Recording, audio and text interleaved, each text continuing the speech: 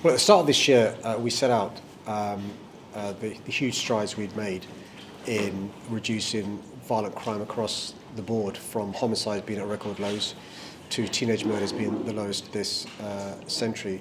And what we're announcing today is a significant reduction in neighbourhood crime. This includes robbery, theft, residential burglary, vehicle crime. 35,000 fewer of these crimes over the last year. That means 35,000 fewer victims. We've seen in the West End a 50% reduction in phones being stolen across London, a 13,000 reduction in phones being stolen, and that means fewer victims, which is so incredibly important.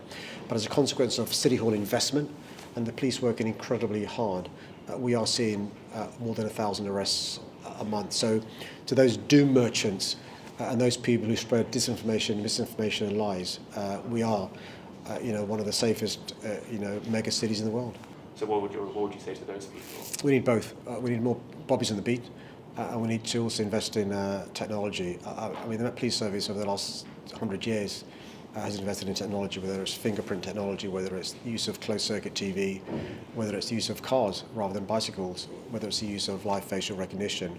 It's the proportional response that's required with the right investment, and it's really important to always have human beings. You can't beat the importance of a human being walking the streets, getting the intelligence, making people feel safer, acting on the intelligence, making the arrests.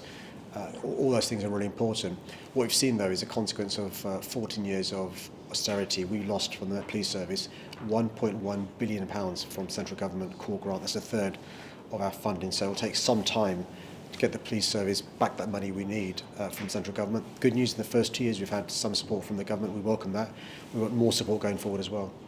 So what we've seen, we've analysed the sort of negative stories about London on social media. A combination of things are happening. We know that the way algorithms work is they amplify negative messages. They monetize some of these messages as well. So two things are happening. One is you're seeing bot farms across the world, from Vietnam to Sri Lanka, where people are churning out this negative stuff about London. Why? Because it makes them money. And secondly, you're seeing state actors, whether it's in Russia, China. We've seen MAGA-influenced actors in the USA spreading disinformation, misinformation and lies. I don't think individuals in respective cities, Paris, Berlin, Barcelona, Brussels, particularly want to be spiky about London. We collaborate much more than people think. But the social media companies need to wake up and recognise that the public won't stand for blatant disinformation, misinformation and lies. And I welcome the fact that, in America recently there's been 2 juries that are found against the social media companies, which is really important. If they don't act, regulation will come in very soon.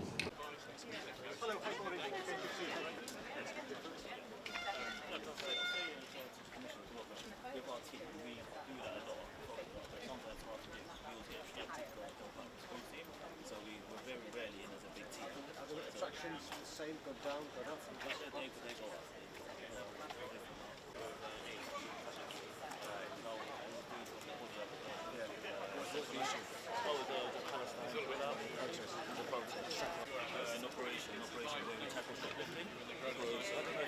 Social media or in the news where we always get shoplifters, they go into shops, steal about £100 worth of stuff and walk out, and staff can't really stop them. Individual items. Yeah. Oh, there we go. Just for 3, 2, 1.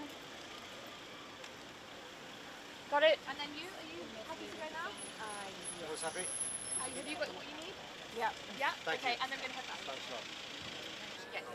We do now know the issue on such stop and control. Are these mainly tourists or? Mainly tourists, yes.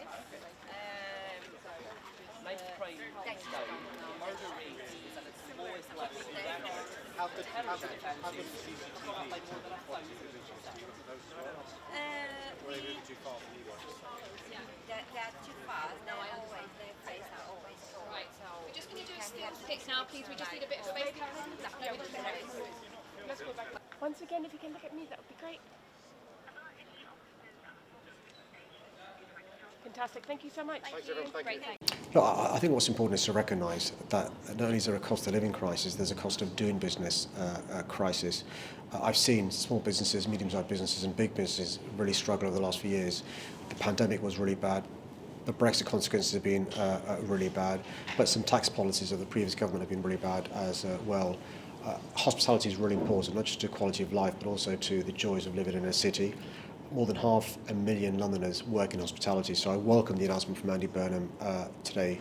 Generally speaking, I'm not somebody in favour of slagging off businesses. I'm a pro-business mayor.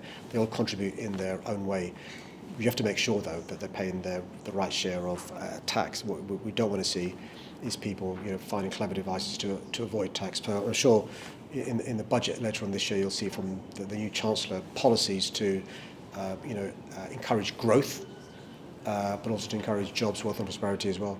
One last question, if I may, very quickly. Have you spoken to Andy Burnham since he's taken office, and what do you make of his first days? Yeah, I mean, we've seen each other face to face. We've texted. I think he's had a really good first few days. It's really important for him to build on the record of Keir Starmer in terms of trying to fix the foundations. The inheritance of Keir Starmer was awful, and he's building on that in the first 3 days in terms of the support he's given in terms of VAT relief, the support he's given in terms of people across the country in terms of the bus cap, still cheaper in London, and the support he's given today to those in hospitality from April. And I'm hoping over the course of the next few days and weeks you'll see more policies from Andy showing he understands the challenges individuals, families and businesses face and respond to that accordingly. So the annual crime statistics published nationally are out today, and we're celebrating that in London. Street crime, the sort of neighbourhood crime, the things that people may be most worried about encountering, whether it's vehicle crime, being pickpocketed, being assaulted on the street, sort of these day-to-day local crimes that people are concerned about. Massive reductions in London, tens of thousands of fewer victims, and we're here in Camden today because it's one of the most impressive areas where it's down by a quarter. In Westminster it's down by more than a third. That's a phenomenal effort, and it's both classic policing, brilliant officers on the streets making a difference, as well as supported by clever technologies such as facial recognition cameras helping us capture wanted offenders, or drones that are helping us deal with dangerous people on e-bikes. There's a minority of people trying to whip up concern. Survey data across London says that 80% of Londoners support its use. The drone technology we're using, 85% of Londoners support that. This is supported. Look, we all live in a world where every business, everything we interact with is using technology more, and Londoners want police to be using technology to protect them, and that's what they're seeing us do. In fact, I've seen some evidence that they're actually more concerned that as technology accelerates, will policing keep up with that? So they're really supportive of what we're doing. Should that be? So look, there are culture wars out there, and frankly we're routinely invited to join one side or the other. We politely decline that. We get on with doing our job without fear or favour.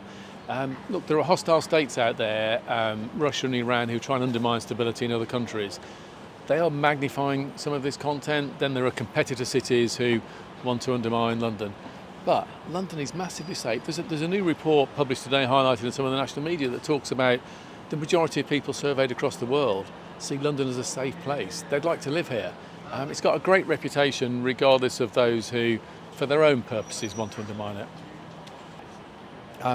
I'm troubled by leading an organisation which has had to shrink by 3,300 people in 3 years, particularly given the ever more challenging global context.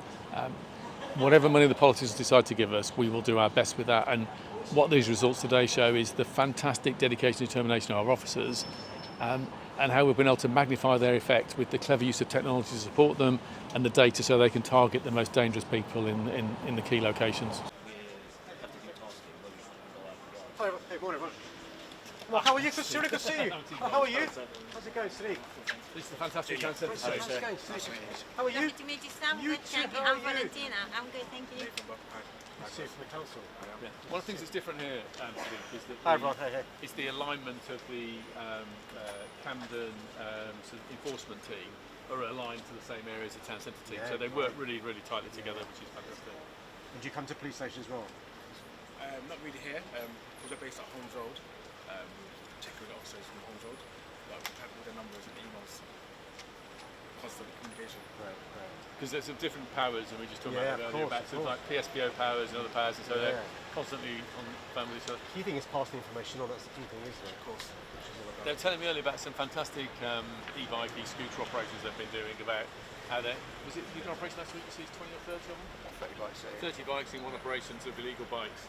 They've got this very clever way where they tell the mayor about it. So we use the environment to help bring them to a stop. So busy junctions where you get heavy footfall, and then bikes have to come to a stop. Because even though they'll plough through red lights and things, they're not going to plough through the group of pedestrians. So you on foot? Yeah, we're on foot. So just when they come to an actual stop, we'll intercept, take them to a side, test the bikes, and deal with it as there. Are these delivery drivers, or are they just? Some are just members of the public, some are using them for criminal opportunities. Exactly, yeah. That's amazing 30 bikes. I mean, because we're seizing thousands a year now, so which is making it's all part of phone crime and everything else, isn't it? It's brilliant. It's remarkable. Bad people finding new ways to commit crime. Yeah. We've got to keep up with finding new ways to keep our communities safe as well. I was saying when we did the new London road shows last before Christmas, something you don't see in London, but every borough you went to, whether it was an outer borough like a Bromley or a Kingston, or in a borough like this, or I don't know, or Lambeth or Newark, everybody mentioned e-bikes and e-scooters, I mean, I think we're starting to win on that, and it's great that Camden Council are thinking of trying to use PSPOs and create a new power to do something about it. So I think the corner's turned. They go from dumping bikes to the pavement, it works like people getting, if you've got a buggy, if you're visually impaired, it's a nuisance. Yeah. To